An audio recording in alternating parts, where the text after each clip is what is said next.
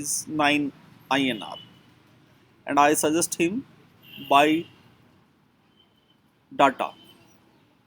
And after 15 to 20 days, I don't remember the exact date, but after 15 to 20 days is a 9 INR to 16 INR. It means approximately 65 to 70% boom in this coin. So they have some quality to boom more and more due to some technical reason. I just suggest to you, if you have low money, then go in these coin. If you have medium money, then go to buy dot, LTC, ETH, ETC, atom, that kind of coin. And if you have huge money, then buy only BTC and ETH and Yafi also. These coin are for uh, huge money holders, because they, if they have 10 to 15%, then it's a boom, very big boom for them. This coin is just fantastic at this time. Now I am saying something in Hindi for my Hindi viewers. uh, we just think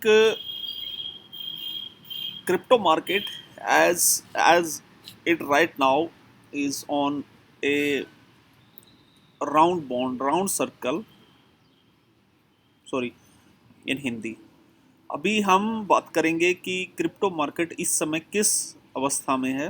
तो एक range bound crypto market है इस समय, जिसमें कि अभी कुछ छोटे कॉइन जो हैं, जो लो बेस प्राइस कॉइन है, वो काफ़ी अच्छा बूम कर रहे हैं, like sip and data, ETC, ETC mid note, ETC coin, extra coin. So ये काफ़ी अच्छा बूम कर रहे हैं. तो अभी इनमें और बूम आने की संभावना मुझे दिखती है यहाँ से. और बिटकॉइन की डोमिनेशन अभी भी चल रही है, 2 से 3 से 4% का बिटकॉइन ऑन क्लोजिंग बेसिस पे अपना बूम दिखा रहा है. इस वजह से आप ये समझ रहे होंगे कि आपके जो, आपने अभी तक जिन कॉइन में पैसा कमाया, जो अल्ट कॉइन है, वो कॉइन आपके अभी बूम नहीं कर रहे हैं.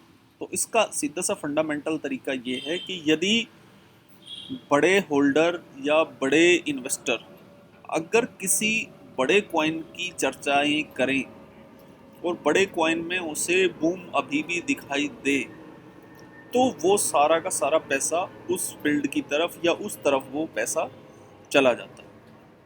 इसलिए जो अल्ट कॉइन है, उन कॉइन में बाइंग नहीं हो पा रही है, उसमें वॉल्यूम कम है. इसकी वजह से आपके अल्ट कॉइन इस समय मूव नहीं कर रहे. लेकिन ये सिचुएशन हमेशा के लिए नहीं रहेगी, ये मैं आपको बता देता हूँ.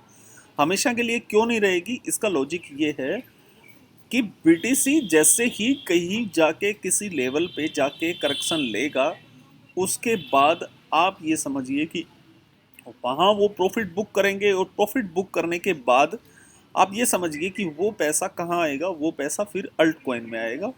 और 60 का मार्क एक ऐसा मार्क है, वहाँ जाके बीटीसी में 101% करेक्शन आएगी आएगी आएगी. मेरी बात नोट कर लीजिए, 60 का जो मार्क है, 60 के डॉलर का, वहाँ जाके बिटकॉइन में करेक्शन आएगा. और वहाँ से करेक्शन कितना आए, वो उस समय देखा जाएगा कि क्या कितना करेक्शन आता है. 2% का आता है, 3% का आता है, या 5% का आता है.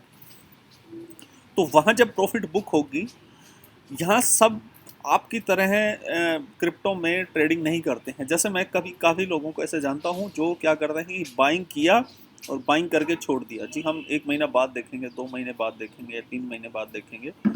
या फिर उन्होंने एक बाइंग करके एक प्राइस लगा दिया, माना 5 रुपये पे कोई चीज़ खरीदी हो, तो 7 रुपये पे वो उसका टारगेट लगा के छोड़ देते हैं. तो सभी इस तरह से ट्रेडिंग नहीं करते. आप एक स्टॉप लॉस लगाते हैं और उसको फिर कैरी फॉरवर्ड करते हैं कि जहाँ से वो आगे बढ़ा, तो आप अपने स्टॉप लॉस को वेरी करते रहते हैं. तो इस तरह की बाइंग होती है. तो वहाँ जब उनकी, या तो उनका स्टॉप लॉस वहाँ लगेगा, वहाँ से वो अपने स्टॉप लॉस को वेरी करेंगे, वहाँ प्रॉफिट बुक करेंगे, या जिस भी तरह का जो भी कार्रवाई वहाँ होगी उसके बाद अल्ट कॉइन में आपका पैसा आएगा। अभी मेरा अपना मानना ये है कि अल्ट कॉइन का बाइंग का बेहतरीन समय है, लेकिन आप क्रिप्टो में कभी भी 100% श्योर नहीं हो सकते। श्योर इसलिए नहीं हो सकते कि क्रिप्टो को लेके हमेशा आशंकाओं का और अफवाहों का दौर हमेशा शुरू रहता है। कोई न कोई कहीं से भी उठता है, कोई पुराना कोई आर्टिकल किसी का भी कहीं भी जो वो है वो शेयर कर देता है, और फिर पूरी दुनिया उसके बारे में बात करने लग जाती है। मैं इस तरह की अफवाहों को ना तो ज़्यादा ध्यान देता हूँ, हाँ मैं पढ़ता ज़रूर हूँ, लेकिन उसके बाद मैं अपना एनालाइज करता हूँ। उसके बाद मैं अभी एक पिछले महीने एक काफ़ी लोगों ने मुझे एक लिंक शेयर किया था, जिसमें कि कोई एक कोई बड़ा एनालाइज़र है, वो कह रहा था कि जी बहुत भयंकर क्रैश हो जाएगी मार्केट, ये हो जाएगा वो हो जाएगा, क्रिप्टो बिल्कुल जीरो की तरफ चली जाएगी। तो अभी तक तो ऐसा हुआ नहीं है। मैं आपको एक बात बता दूं, केवल 24 मिलियन बीटीसी हैं, बिटकॉइन हैं, जो कि बहुत ही अमीरों ने होल्ड कर रखी है। अमीर इन द सेंस, अब दुनिया का कोई भी अमीर या जो भी पॉपुलर व्यक्ति आप देखते हैं उसके पास बिटकॉइन है। वो आपकी तरह ट्रेड नहीं करता, वो एक अलग बात है, लेकिन उसने बिटकॉइन लेके होल्ड किया हुआ है। आपको पता होगा कि ब्रेटली ऑस्ट्रेलिया का फास्ट बॉलर है, उसने तो आपको कभी नहीं बताया कि मेरे पास बिटकॉइन है या मैंने बिटकॉइन में ट्रेड करता हूँ। जैसे आप ट्रेड करते हैं, ऐसे ब्रेटली ने तो आपको कभी नहीं बताया कि मैं ट्रेड करता हूँ या मेरे पास बिटकॉइन है। लेकिन जब कोरोना आया तो ब्रेटली ने एक बिटकॉइन इंडियन गवर्नमेंट को डोनेट किया। तो डोनेट कैसे किया? अगर उसके पास नहीं होता बिटकॉइन तो वो डोनेट कैसे करता? इंडियन गवर्नमेंट ने भी उसको एक्सेप्ट किया, उसने एक बिटकॉइन दिया और इंडियन गवर्नमेंट ने एक बिटकॉइन लिया। इट मीन्स इंडियन गवर्नमेंट कहती है कि हमारे यहाँ लीगल टेंडर बिटकॉइन नहीं है, लेकिन कोई डोनेट कर रहा है तो इंडियन गवर्नमेंट उसको ले रही है। इसका कारण ये है कि आरबीआई ने बिटकॉइन ट्रेडिंग पर बैन किया हुआ था। उसके बाद जब बिटकॉइन की यहाँ की ऑर्गेनाइजेशंस सुप्रीम कोर्ट में गई तो सुप्रीम कोर्ट ने ये बोला, मैं आपको इसको लेके एक किस्सा बता देता हूँ कि सुप्रीम कोर्ट के द्वारा ये कहा गया कि भाई कोई व्यक्ति किसी फील्ड को लेके आपको ये कह रहा है कि इसमें मेरी ग्रोथ होनी है या कुछ होनी है, तो आप उसको स्ट्रिक्टली आप उसको रोक नहीं सकते। तो आरबीआई ने कहा कि सर इसको लेके जो है रूल एंड रेगुलेशंस नहीं है। तो आरबीआई ने कहा कि रूल एंड रेगुलेशन आप बनाइए, फिर इसको लेके जो आपके रूल रेगुलेशन है उनको बनाइए। आरबीआई बोला कि रूल और रेगुलेशन बनाना हमारा काम नहीं है, गवर्नमेंट का काम है। तो बोला rule and regulation banana government का काम है, तो आप रोकने वाले कौन होते हैं? Who are you to stop that kind of things? तो आरबीआई ने उस समय फिर सॉरी सुप्रीम कोर्ट ने उस समय आरबीआई को ये कहा कि आप जाइए गवर्नमेंट के पास और इसके रूल्स एंड रेगुलेशन लेके आइए, रूल्स एंड रेगुलेशन बनवाइए, तब तक आप इसको स्टॉप नहीं कर सकते। और वो दिन है और आज का दिन है। अभी तक सुप्रीम कोर्ट की तरफ से सरकार के पाले में गेंद है, और सरकार इसके लेके अभी क्या बिल ला रही है, क्या नहीं ला रही है, कब ला रही है, उसको लेके चर्चाएं हैं, अफवाहें हैं। बाकी अभी तक ऐसा कुछ नहीं है। लेकिन हाँ, मैंने फाइनेंस मिनिस्टर की और बाकी जो फाइनेंस में राज्य मंत्री वगैरह हैं उनकी बातें सुनी। उन्होंने कहा है कि हम स्ट्रिक्टली इसको स्टॉप नहीं करेंगे, हम इसको एक तरीके से रेगुलाइज करेंगे या फिर हम इसके कुछ रूल रेगुलेशन बनाएंगे। रूल रेगुलेशन सिंपल है कि वो इसको लेके एक टैक्सेशन में लेके आ जाएंगे, और थोड़ा जो बाकी चीज़ों में टैक्स लगता है उससे इसमें ज़्यादा लगेगा। बाकी बैन करने का कोई मतलब नहीं है। हिंदुस्तान इस समय अमेरिका से भी आगे है बिटकॉइन और क्रिप्टो की होल्डिंग में। तो कोई भी सरकार अपने इतने फॉलोवर्स को नाराज़ नहीं करना चाहेगी। तो आपसे मेरी रिक्वेस्ट है कि इन सब अफवाहों पर ध्यान ना दें और अपनी ट्रेडिंग अपने तरीके से करें।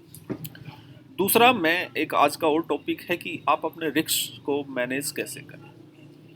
रिस्क को मैनेज करने का सबसे बेहतरीन तरीका ये है कि एक तो आप किसी भी टाइम पर जाके अपना 10%, 20%, 30% का कोई भी एक मार्क लेके चले, वहाँ पर जाकर अपनी प्रॉफिट बुक करें। प्रॉफिट बुक आप जो है परसेंटेज में कर सकते हैं कि 30% यहाँ बुक कर लिया, 30% यहाँ कर लिया या 40% यहाँ कर लिया। इसके अलावा मैंने देखा है कि बहुत से न्यू ट्रेडर्स ऐसे होते हैं कि जैसे आपने कोई कॉइन 25 रुपये पे परचेज की और 25 रुपये से वो कॉइन 40 रुपये हो गया, आपने प्रॉफिट बुक कर लिया। उसके बाद वो कॉइन फिर बढ़े जा रहे हैं, 50 हो गया, 52 हो गया, 55 हो गया, और आप परेशान हैरान कि यार मैंने तो बहुत बड़ी गलती कर दी, मैंने तो यार 25 पे लिया था और मैंने 40 पे बुक कर लिया, यार ये तो 50 और 52 हो गया। और यहाँ से और एक दो कोई ट्रेड चला देंगे ट्विटर वगैरह पर, कोई ब्लू टिक होल्डर या जिनके बहुत ज़्यादा फॉलोअर हैं वो उस पर ट्रेड चला देंगे कि this coin goes to moon और फंटास्टिक न्यूज़ और ये वो फलाना ढिमकाना। तो आप उस समय क्या करते हैं, आप उसको 52 पे फिर खरीद लेते हैं, फिर 52 से वो 55 हो जाता है, आप 55 पे फिर खरीद लेते हैं। और फिर क्योंकि आपको तो सुना ही दिया है, किसी ने बताया है कि मून पे चला जाएगा, कोई मेरे जैसा और बैठा होगा एक, वो उसका 100 का टारगेट दे देगा। जैसे SOL में लोगों ने दिया कि $1000 पहुंच जाएगा। मेरे ग्रुप में हैं ऐसे बहुत से लोग जिन्होंने 500, 1000 और कई तो ऐसे थे जिन्होंने बोला था कि SOL जो है वो 2000 भी पहुंच जाएगा। और मैंने उसी दिन कहा था कि 150 से नीचे आएगा, याद रख लिए आएगा। अब भविष्य में क्या हो वो मुझे नहीं पता, अभी भी मैं वेट कर रहा हूँ कि SOL 130 के आसपास मिले तो मैं उसको बाई करूं। और ये जो वीडियो देख रहे हैं उनको पता होगा मैं किन को कह रहा हूं। अगर उनको लग रहा है कि मैं उनको बुली कर रहा हूं तो ऐसा नहीं है, लेकिन आप लोगों ने कहा था SOL सर 1 महीने में $1000 पे होगा, और मैंने कहा था कि भाई होगा तब की तब देखी जाएगी। इस समय मुझे जो SOL है वो 150 और 180, 90 के बीच में झूलता हुआ नज़र आ रहा है। और अभी 150 और 180 को उसने उसके बाद दोबारा क्रॉस नहीं किया है। अगर जो इस वीडियो को देख रहे हैं अगर उनको लगे कि मैं आपको कह रहा हूँ तो आप अपनी सफाई यहीं दे सकते हैं, मैं उसके ऊपर भी आपकी जवाब देने को तैयार हूँ।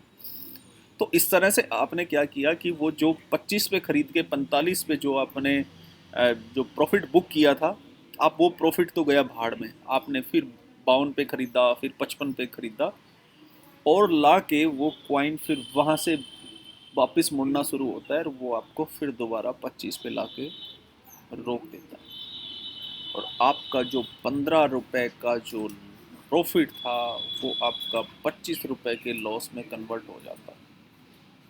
इसका एक सीधा सा फंडा है, एक कॉइन तो है नहीं, दुनिया भर के कॉइन है, आपने एक कॉइन में प्रॉफिट बुक कर लिया, ठीक है।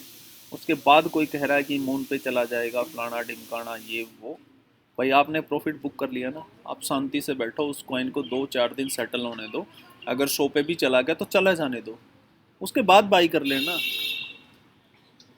आप इतनी जल्दीबाजी में क्यों हैं कि आप उस कॉइन को बार बार उसी कॉइन को परचेज करना है। अभी मैं सिब को लेके देख रहा हूँ, सिब ऊपर जाए जा रहा है और अंधाधुंध खरीदारी कर रहे हैं। तो कहीं जाके वो एक जगह जाके सेटल होने दो, सेटल होने के बाद आपको पता लग जाएगा कि ये कॉइन यहाँ से इतना ऊपर जाएगा, इतना नीचे जाएगा, तो आपका रिस्क मैनेजमेंट हो जाएगा। रिस्क मैनेजमेंट बहुत ज़रूरी है, आप अपने कैपिटल को बचाए रखें, ये बहुत ज़रूरी है। कमाना सेकंड थिंग है, फर्स्ट थिंग है कैपिटल को बचाना। आप यदि मार्केट में बने रहना चाहते हैं तो आपका अर्निंग सेकंड थिंग होनी चाहिए, फर्स्ट थिंग होनी चाहिए सेव योर कैपिटल। अगर आप अपने कैपिटल को नहीं बचा पाते तो फिर अर्निंग तो फिर पॉसिबल ही नहीं है।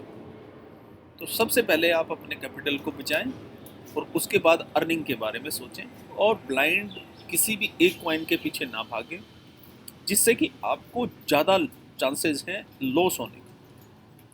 तो मुझे लगता है कि आज की मैंने ये सारी की सारी जो चीज़ें हैं वो कवर अप कर दी हैं। इसके अलावा अभी एक दो रिक्वेस्ट मुझे और आई है फंडामेंटल्स के बारे में एक वीडियो बनाने के लिए, तो फंडामेंटल के बारे में मैं जल्दी ही एक वीडियो आपके सामने लेके आऊँगा। उसके अलावा यदि आपको कोई और किसी चीज़ के बारे में जानकारी चाहिए या कुछ आप और चाहते हैं कि किसी चीज़ पे वीडियो बनाया जाए, तो आप मेरे सोशल मीडिया प्लेटफॉर्म हैं वहाँ या यहाँ पे आप इसके बारे में लिखें, बताएं, ताकि मैं कोशिश करूँगा कि उनके बारे में भी आपको जो मुझे आता है वो आप लोगों को सिखाया जाए।